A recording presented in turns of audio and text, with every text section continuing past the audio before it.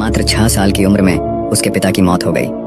घर के हालात खराब हुए तो माँ फैक्ट्री में काम करने लगी और वह अपने छोटे भाई बहन की देखभाल करता था। 7वीं में पढ़ाई छोड़ दी और सेना में भर्ती हुआ, लेकिन वहां से निकाल दिया गया। कुछ वक्त रेलवे में काम किया, लेकिन वहां से भी निकाल दिया। फिर इंश्योरेंस कंपनी में काम किया, लेकिन वहां से भी निकाल दिया गया। इसके बाद वह एक टायर कंपनी में काम करने लगा, लेकिन वह कंपनी भी बंद हो गई।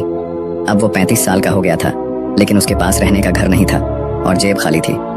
40 साल की उम्र में एक पेट्रोल पंप कंपनी ने उसे पेट्रोल पंप चलाने के लिए दिया। वह वहां नाश्ता भी बेचने लगा, जहां उसकी एक चिकन डिश प्रसिद्ध हो गई।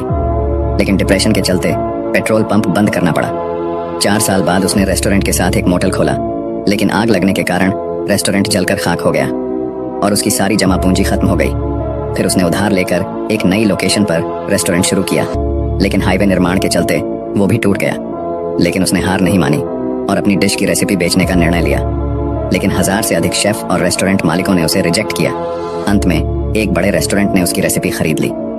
यह डिश सफल रही और अन्य रेस्टोरेंट्स ने भी उसकी रेसिपी खरीद ली। और फिर 65 साल की उम्र में उसका वक्त बदला और उसका बिजनेस चल पड़ा।